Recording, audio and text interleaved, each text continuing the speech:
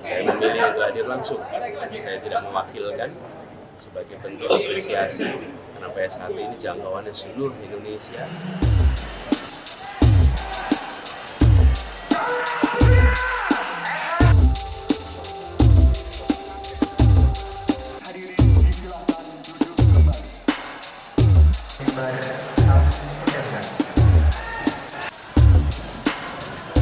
Operasi pemilu damai oleh PSHT ini adalah sebuah kegiatan yang amat penting karena kita menginginkan pemilu yang damai, hasil yang jujur, dan PSHT memilih untuk ikut mengambil bagian, ikut memantau, ikut mengawasi, ikut memastikan agar tidak terjadi kecurangan, agar pemilu hasilnya sesuai dengan aspirasi dari masyarakat.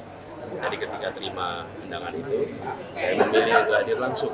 Saya tidak mewakilkan, sebagai bentuk apresiasi karena PSHT ini jangkauannya seluruh Indonesia dan mereka hadir di berbagai tempat untuk mengawal pemilu.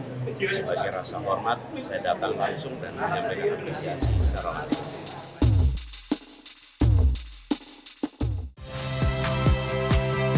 Saya, My Sister Tarigan. Saksikan program-program Kompas TV melalui siaran digital, pay TV, dan media streaming lainnya.